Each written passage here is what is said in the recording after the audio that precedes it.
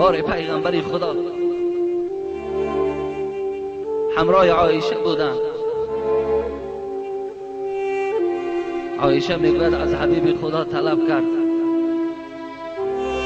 ای شوهر مهربان، ای حبیب خدا، میخواهم که در حق من دعا کنی.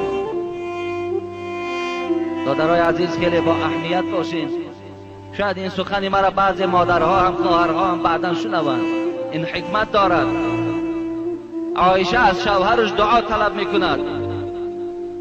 امروز من شما را باور که شاهد میگیرم اگر در همین مسجد تا 3000 و 4000 نفر باشین، خدا داناست که هیچ تن شما از شما دعا طلب نمیکنند. بار هم نمیگن که شوهر در حق من دعا کن. باور کن در فکرشان هم نمیگذارد. حتی پروای دعای شوهر هم ندارند. نمیدانند که حبیب خدا گفت، اشاره به سوی شوهر کرد، گفت ای خانم های مهربان، ای زنان مسلمان، هو جنتک و نارک. همین شوهرها جنت و دوزخ شما هستند. اگر جنت میخواهی احترامشان کنیم، به قدرشان رسیم.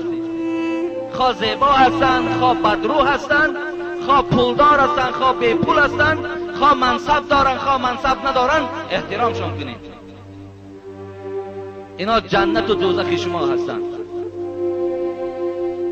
افسوس که امروز بی قدرترین شخص در خاندان شوهرها می باشند. شوهر قدر ندارد، احترام ندارد، به قدر شوهر نمی رسند.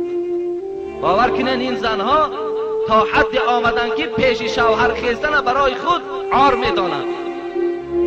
اینا برای خود یک چیزی خیلی ناخوب می شمارن که پیش شوهرش خیزد، لیکن پیش یک مردی بیگانه و پیش یک زنی بیگانه می خیزد.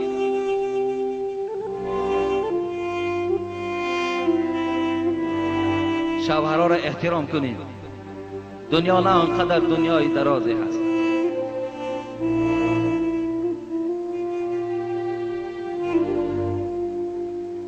اگر هر یک زنی که نماز میخواند لیکن در نمازش حبیب خدا میگوید در حق شوهر دعا نمیکند، نماز او در سر او زده میشود، قبول درگاه خدا نمیشود. زن همیشه باید دعا کننده در حق شوهر باشد. احترام شوهر باید به جای بیارد. حکم شوهر برای او فرض و واجب است. اگر گردن کشی کند، اگر ناپسندی کند، حبیب خدا گفتند درهای جنت بالای این زن پوشیده است. مادرای عزیز و خواهرای عزیز، من بر همه شما باور که مراجعتم همین است. از تمام آن روزه های نافله که شما میگیرید، از تمام آن نمازهایی که شب و روز نافله که شما میخوانید، اگر یک بار بروی شوهر تبسم کنین، قسم به خدا از همه عبادتون بالا هست. یک بار به بالای شوهر تبسم کنید، یا یک بار پشت دست شوهر تا بوسه کن، از همه عبادتت بالاست. کوشش کن مادر عزیز، خواهر عزیز، کوشش کن که شوهر از پیش خود دستش بردارد، گوید خدا تو را اهل جنت گرداند. کوشش کن.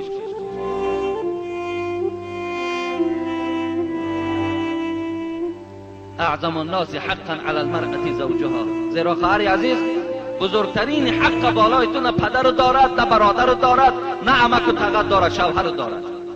بزرگترین حق بالای تو حق شوهر نیست. قسم به خدا روز از روزها این زن و شوهرها را خدا در پیشگاه خودش راست میکند. خوش به حال اون زنی که در دنیا خدمت کرد، دعا کرده، دعای شوهر را گرفته است. خداوند باز همراه می شوهر در جنت جایش میکند. حضرت عایشه است، شوهر از حبیب خدا گفت در حقم دعا کن. رسول اکرم صلی الله علیه و سلم دست مبارک برداشت، زیرا از عایشه راضی بود. زیرا عایشه همیشه در خدمت رسول اکرم قایم بود. همیشه پشتیبانی از رسول اکرم میکرد، شوهرش غیبت نمیکرد، شوهرش کمبودی هاش در پیش دوگانه ها و زنهای همسایه بیان نمیکرد.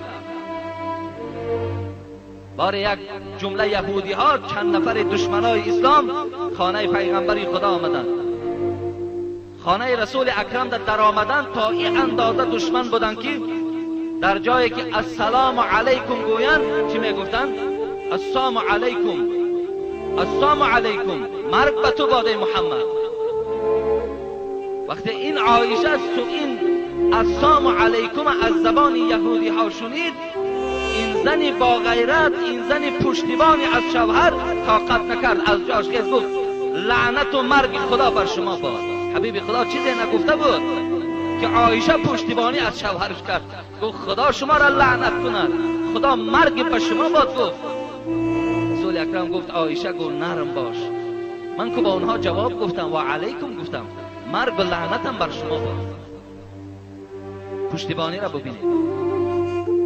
امروز در ما مکتوب می آید که شوهر غیبت میکند، شوهر کمبودی هاش در پیش زنهای بیگانه بیان میکند.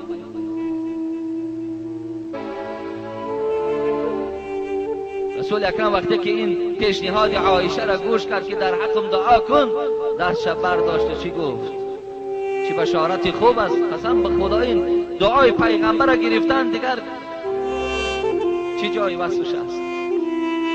اللهم اغفر لعایشه، دعای پیغمبر، اللهم اغفر لعایشه ما تقدم من ذنبها و ما تأخر و ما اسرت و ما اعلنت. خدایا گفت پروردگارا عایشه را گناهاش مغفرت کن.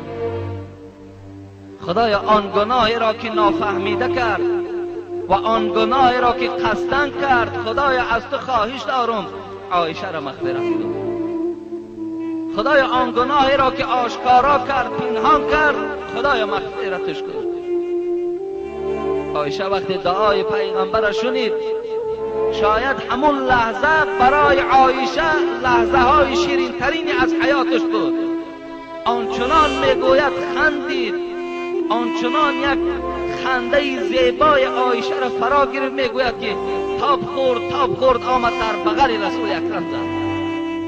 رسول الله گفت آیا دعای من ترا خوشنود کرد؟ و از این دیگر چی برای من لازم؟ بله گفت بسیار از دعای تو خوشنود شدم. رسول اکرم گفت ای عایشه، گفت انا همین دعایی که من برای تو کردم، قسم بر آن خدایی که مرا با پیغمبری مبعوث کرد، در هر نمازم در حق امتم انا همین دعاست، در حق امتم این دعا را همیشه میکنم. خدایا گناه های امت ما ببخش، این امت های بی پروا باشن، ناترسانه گناه کرده ایستادن. حبیب خدا مغفرت گناه ما را طلب